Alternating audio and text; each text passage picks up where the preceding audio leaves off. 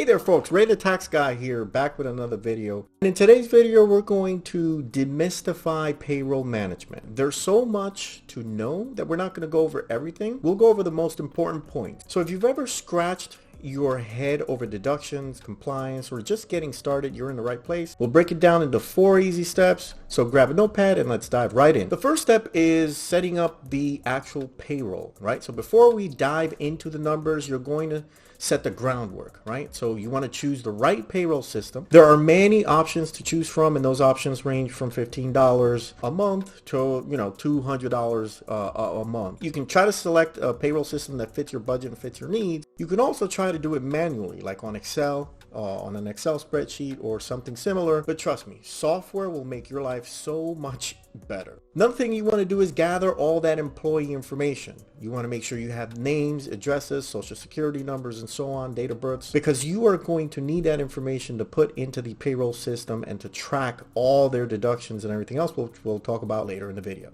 Next thing you want to do is determine the pay schedule, right? So you either want to choose a weekly schedule, a bi-weekly schedule, or a monthly schedule. This is whatever fits your business. But remember, consider the size of your company, the state requirement, and your own business budget when making this decision. Step 2 is going to be to understand the deductions. Now, this is where a lot of folks get tangled up, but it's simpler than you think. First thing you want to do is track the gross expenses and track the net expenses. Gross is going to be the amounts paid prior to deductions, and then the net is going to be those that are paid after deductions to your employees. And those deductions can be either health insurance, retirement contributions, or most importantly, taxes. So more later on in the video regarding that. The next thing is how you're going to handle those employee deductions, right? So you're going to get employee deductions like health insurance, group disability plans if you choose to participate, or 401k contributions if you have one. You want to make sure you track that using the software with each employee, as it is a state requirement to do so, and of course a federal requirement when you're doing your W-2s and your W-3s for the employers at the end of the year. Next thing you want to do is make sure you track and manage all your employee or employer, or both employer and employee taxes. These taxes include Social Security, Medicare, and more depending on what state you're in. That leads me to the next step, which is step 3, which is taxes. Now, how do you handle those taxes? They're inevitable, but they're manageable, right? So here are some basic taxes or things to keep in mind when you're actually processing your payroll. And again, this all depends on your state, right? But there are constants.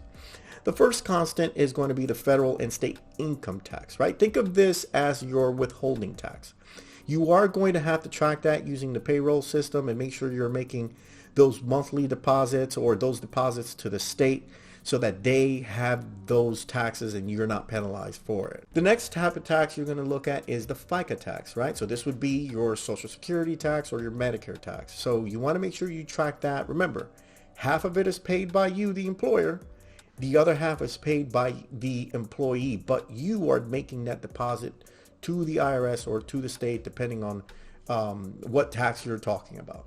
The next tax or tax that you're going to have to consider is either the unemployment tax or the unemployment insurance. So these are deposits that are made to usually the Department of Labor at the state level.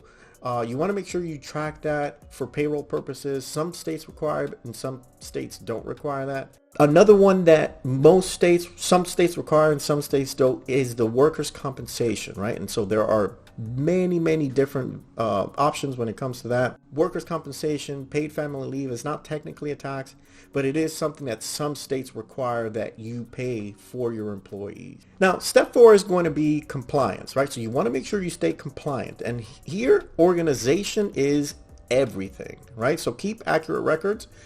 You want to make sure you keep those records for at least 4 years, right? Because you never know, they can come back and audit you, and now you're going to have to show these records for every employee, current and past. So make sure you keep all those records. You want to make sure you follow all the federal and state laws. Now, don't go claiming deductions you're not supposed to unless you qualify for it, right? Like the ERC, there's a lot of that going on. Some people are claiming it when they're not supposed to. That is going to come back to those employers in the end, right?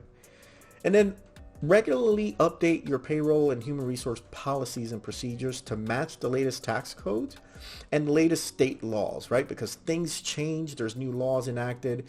You want to make sure you follow all those rules when you're actually processing the payroll and managing your employees' payroll situation.